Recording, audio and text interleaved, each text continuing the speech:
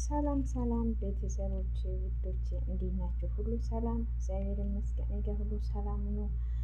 ሰላማችሁ ባላችሁበት ሁሉ የበዛ ነው እያልኩም ዛሬም በአንድ ቪዲዮ ተከስቻለሁ። ዛሬ ቪዲዮ ደግሞ ለብዙዎችን ያስተምራል ብዬ ስላሰብኩኝ ይሄ ቪዲዮ እየሰራው ነው ማለት ነው እና ብዙዎች ሰምታችሁ ተምሩ ማለት ነው። አንዳንዴ እኛ ሰው ራሳችን ላይ ሲደርስ ነው እንጂ የምንማረው ሰው ላይ ሰው ሲነገር ሰው ሲመከር ሰው እንዲያትሆን ሲባል አንማርም ማለት ነው። ሁላችን በራሳችን ላይ ሲደርስ ነው የምንማረው ማለት ነው። ይሄ ግን ተገቢ አይደለም። ለምን በሰው ላይ የሆነ ነገር በእኔ ላይ ቢሆንስ ብለን ነው ማሰብ አለብን። አብዛኛው አረብ ሀገር ያለን እህቶች ማለት ነው የምንቆጣው የምንሰበረው ብዙ ጫና የሚደርሰው እኛ ጋር ነው። ለምን እንደሆነ አላውቅም። አንደኛ እዛ ስራ ይበዛል፣ እዚህ ጫና ይበዛል። አገር ቤትም ስንሄድ ጫና የሚበዛው እኛ ላይ ለምን እንደሆነ አልታወቀም። ይሄ ችግር ለምን እንዲህ እኛ ላይ እንደምደራረብ አላውቅም። እና እኔም የምሰራበት ሰፈር አንድ ልጅቷ ነበረች ማለት ነው። እዚህ ነው የታወቅኩኝ እና እሷ ኮንትራቷን ጨርሳ ልትሄድ የምትሰራበት ሰዎችም ሰራተኛ ምትሆን ሊሄድ ነው ለሁለት ወር ብቻ ነው የቀረ እና እሷ ለመሄድ ቀኗን እየጠበቀች በጉጉት አንድ ነገር ያጋጥማታል። እናንተ ቢሆን ይሄ ነገር እንዴት ነው የምታደርገው? እኔ እሱ ቦታው ቢሆን በጣም ነው የምከብደው፣ በጣም ነው የምከብደው። አንደኛ አገር ቤት ልትሄድ ሁሉም ነገር ጨርሳ ቀን እየጠበቀች ያለ ይሄ ነገር ሲያጋጥማችሁ እናንተ ብትሆን ምንድን ነው የምታደርገው? እሷ ኮንትራቷን ጨርሳለች። ለሰዎቹም ሰራተኛ አምጡ እኔ አልቀጠልም ጨርሻለሁ ብላ ተስማምታለች። እንድትቀጥል ሀሳብ የለውም። እሷ ሀገር ቤት ልትሄድ ብቻ ነው ሀሳቧ እና ልጅቷ ባለትዳር ናት እና ያው ባለትዳር ብትሆን የሁሉም ነገር ኃላፊነት የምትሰጠው ለባል ነው። ከቤተሰብ አልፋችሁ ከሁሉም በእኔ ነው ብላችሁ የምታምኑ ባል ነው እና ሁሉም ነገር የምትልከውም ሁሉም ነገር የምታደርገው ከባሏ ጋር እየተወያዩ ነው እንጂ የሚያደርገው ለቤተሰብ ጋር ምንም ያደረገችው ነገር የለም። ለምን ትዳር ነው ብላ ገብታለች። ለወደፊት ለኔ የሚሆን ብላ ያሰበችው እሱ ነው እና ምን ሊሆን ጥሩ ነው እና ለምን ትመጣለሽ? እኛም መንገድ ብንቹ እንኳን እኛም እንመጣለን እንጂ ለምንድን ነው የምትሄጂ? ቀጥለሽ አሰሪም ወይ ለምን አትሰራ? እኔ እኮ ቀጥዬ እንዳልሰራ ለሰዎቹም እንዲህ ብዬ እነግራለሁ፣ ሰራተኞቹን አምጡ ብያለሁ። እኔ ደግሞ ለመቀጠል ሀሳብ የለኝም ብላ ከሰውየው ጋር ትጨቃጨቃለች። ሰውየው እሷ መምጣት ደስ አላለም። አጅርየው እሷ መምጣት ያላሰበ የሆነ ሴራ አለ ማለት ነው እና እሷ ይሄ ጥያቄ ሆነባት። ለምን እኔ መምጣት እሱን ያስደስታል እንጂ እኔ መምጣት ያላሰበ ለምንድን ነው ብላ እሷን ጥያቄ ሆነባትና ሌላ ሰው ደውላ ለምንድን ነው እንዴ ብላ ስትጠይቃት ሌላ ነገር ነው የተነገራት። በጣም ነው የሚያሳዝነው።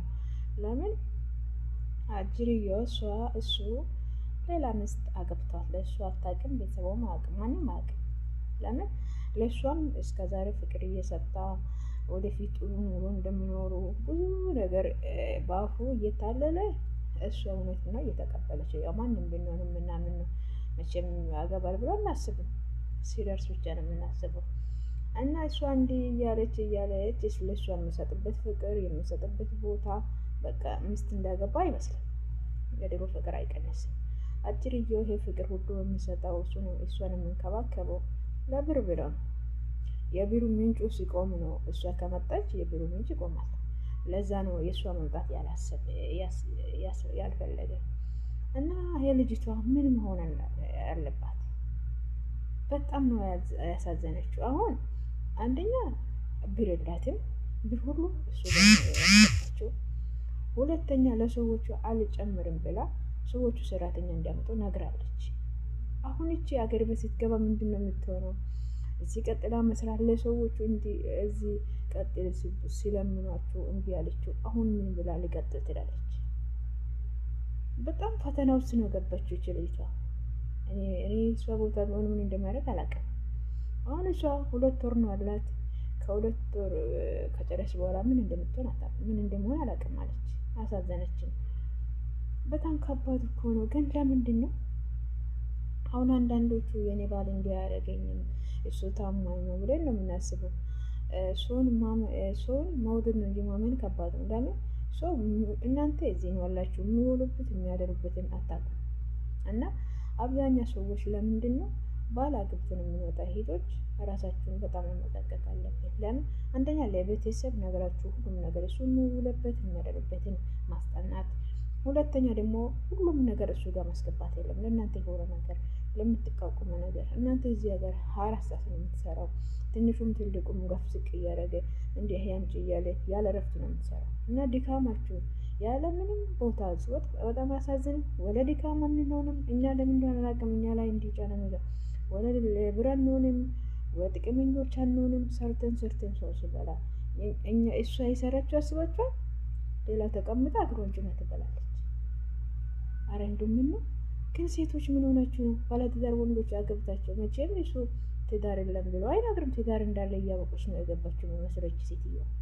አረ ምን አይነት ዘመን ላይ ነው የደረስነው? ግን ግፍ እኮ ነው።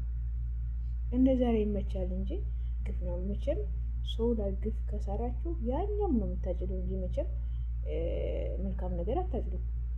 ሰው የዘራ ነው የሚያጭደው።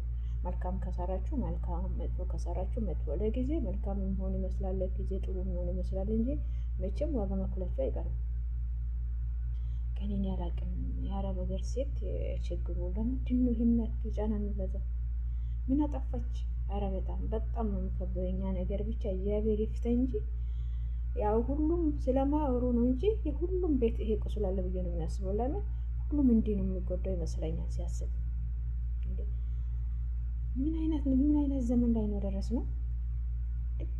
ሰው ለሰው የማያዝንበት እንዴ! ይሄ እኮ አሁን ሚስቴ ብሎ አብሮ የኖሩበት ሰውዬ እሷ ለሱ ብላ እየለፈች 24 ሰዓት እየሰራች ነገ የተሻለ ህይወት ይኖራል ብላ ስትሰራ ለሷ ይሄ ነው የሚገባት?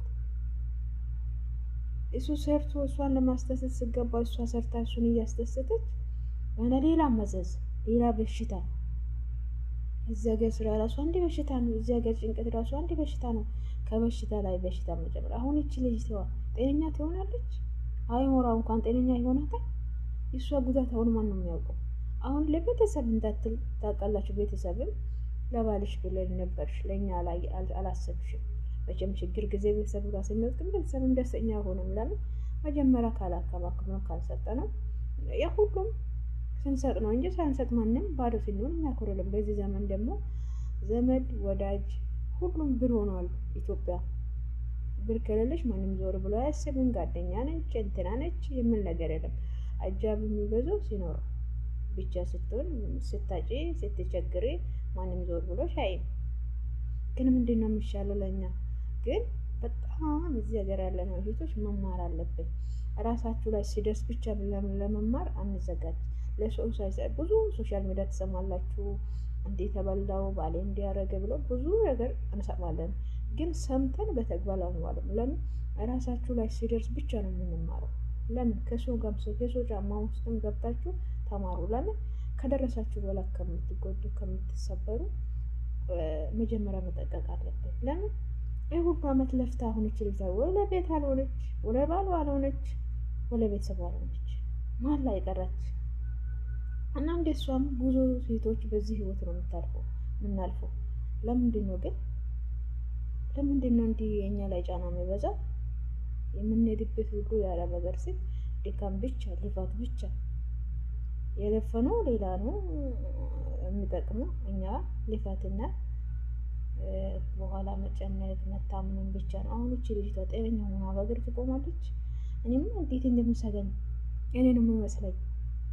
እሷ በደስታ እውነት ቀን እየቆጠረች መቼ ነው ለትሮ የሚያልቀው ብላ ስታስብ ሌላ መዘዝ ይዞ መምጣት ኧረ በጣም ከባድ ነው። እና ይሄ ቪዲዮ ሰምታችሁ ሌሎቹም ሼር አድርጉ፣ ሌሎቹም እህቶች እንዲማሩ በዚህ ነገር እኔ ቢሆንስ ማለት አለብን። እና አረብ ሀገር ያለው እህቶች እንጠቀቅ። መቼ ነው የምንነቃ? መቼ ነው የምንማረው? ብዙ ነገር ሶሻል ሚዲያ እየሰማን ነው። ሶሻል ሚዲያ የምንሰማው ውሸት እንዳለ እውነትም አለ። እውነት የሚመክረው ሰው ስሙ፣ እውነት የሚያወራ ሰው ስሙ። ለምን ከሰማችሁ ለኛ ነው የሚጠቅም እንጂ ማንም አይደለም። ለምን ከደረሰን በኋላ ከምንጎዳ ከምንሰበረው መጀመሪያ ከተማርነው ከሰማነው ጠንቅቀን እንቆማለን። አሁን እቺ ልጅቷ የሆነ እሱ እንኳን እንዲህ ቢያደርግ ለራሷ ብላ ትንሽ ነገር ብታስቀምጥ በዛም እኮ ይቋቋማሉ ብላ ተስፋ ታደርጋለች። መቼም ባል አገብታችሁ የመጣችሁ ይሄ ነገር ታውቃላችሁ። እሱ እያለ ሌላ ጋር አታስቀምጡ። እሱ ቤት ይሰራል፣ ሁሉም ነገር ይሰራል ብላችሁ እሱ ጋር ነው የምታስቀምጡ። እና ይወዳል ፍቅር ይሰጣል ብላችሁ አትታለሉ። ቤቶች ተጠንቀቁ እላችኋለሁ።